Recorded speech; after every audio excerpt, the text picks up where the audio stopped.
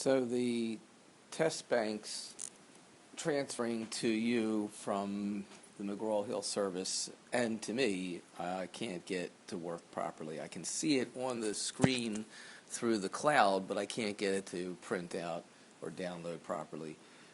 There's only a few questions, I think, where we have a problem, and it's ones that look like this, where the column showing the fair market value is missing. So those are the ones I'm going to do as part of this video. I don't know how many we'll get through in this particular session or the couple of sessions that I'll do, but I'll try to get through most of them this way. So with that said, let's fill in the blanks. The fair market value of the cash, of course, is the same amount of 180. Cash is cash.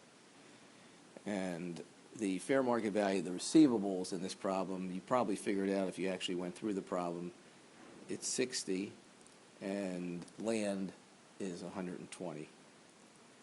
So let's solve this problem. And what we're going to do is we're going to take this approach of what I've been explaining to you about partnership taxation, and it actually filters over to some other areas of tax as well, so you'll be able to utilize this theory, this concept, this principle, this approach in other ways throughout your career.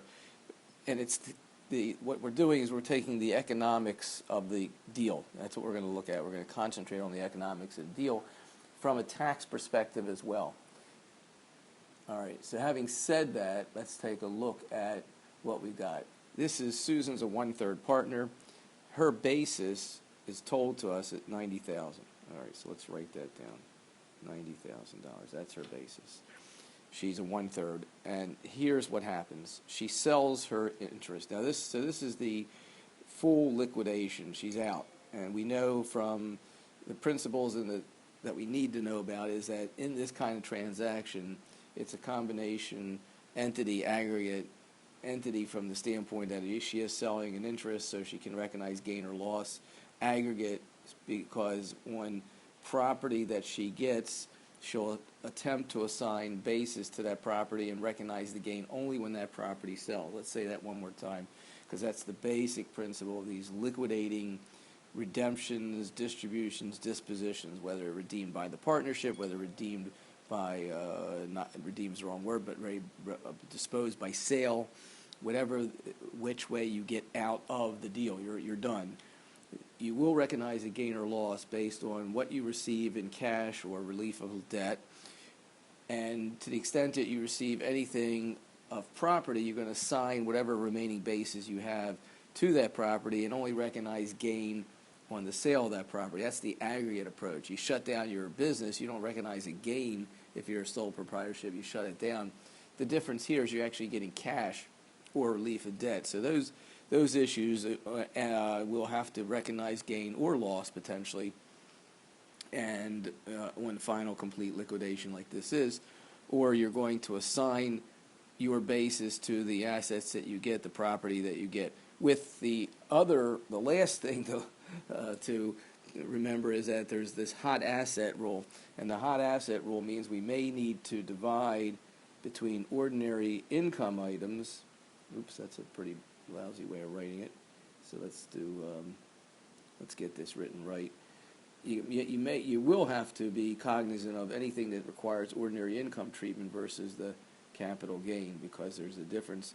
And the preference, by and large, is going to be made to making sure that whatever we do, we don't lose recognizing all the ordinary income that we should have recognized, should have or will recognize or are supposed to recognize on the ordinary income. And whatever generates ordinary income in the hands of the partner are the hot assets. And of course that's inventory, because inventory is the source of ordinary income. Accounts receivable not recognized on a cash because of a cash basis, so they haven't been recognized as income because this is cash basis, so they're considered hot assets. How do you know? Well, if they have a zero basis, it means they haven't been recorded on the books. So obviously this is a cash basis taxpayer. And the other hot assets would be depreciation, recapture items, and the list goes on, I suppose, in case there are any other assets that you get that have the need to treat part of it or all of the gain as ordinary income. Okay, so having said all that, it's a lot to say. Let's go back to this problem, and at this point, let's clear the stage again and start over. We've got cash is 180, this is 60, and this is 120 in fair market value. So that's the introduction, I suppose, and now let's try it. Using that principle, it means that 60 here, this 60, will have to be recognized as ordinary income somewhere along the line. Upon receipt of those receivables is when we'll do it. That's the recognition principle. We're only going to pay the tax when we receive it.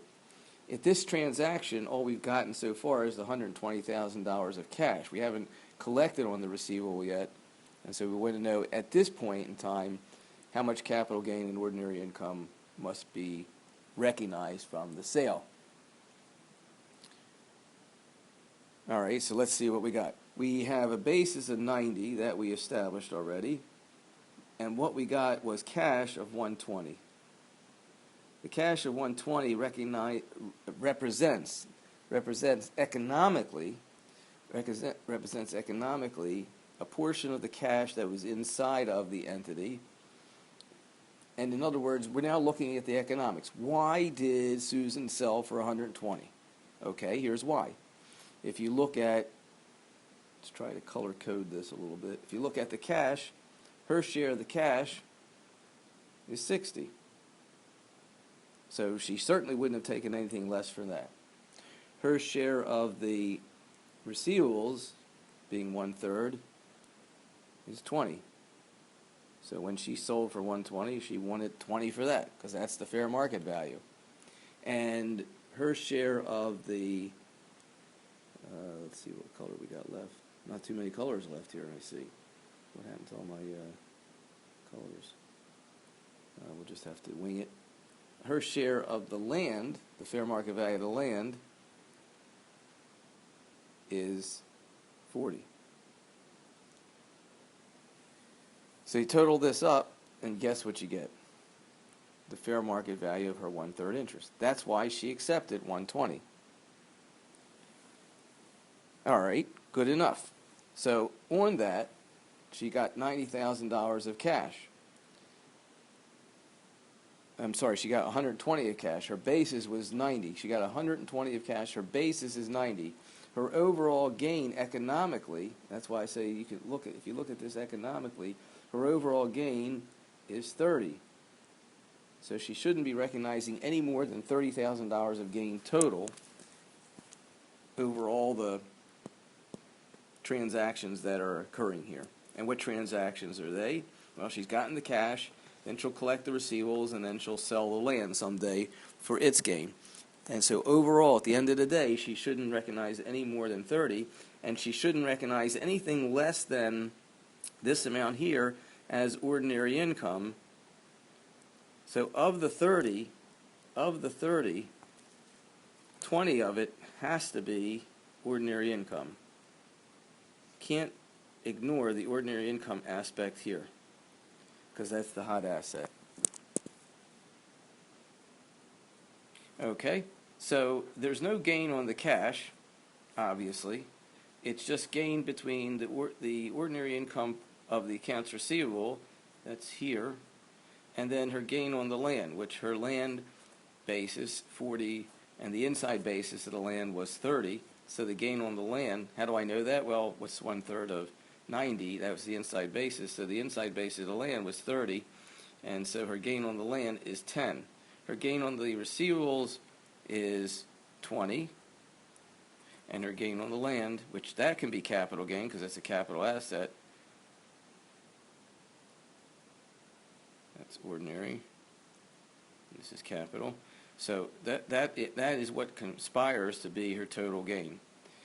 Now, when does she recognize that? Well, she's going to recognize that when she gets either cash or she collects the receivables or sells the land. The question is, where is she in this deal?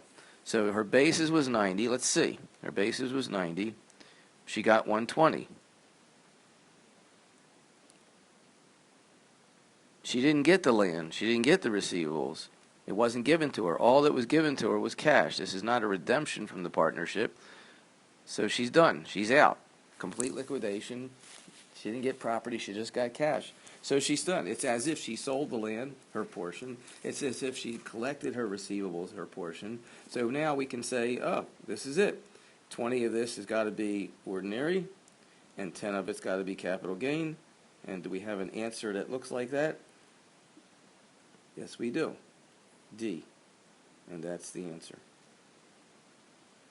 Okay, so we'll stop here, and we'll pick up and try another one of these next time.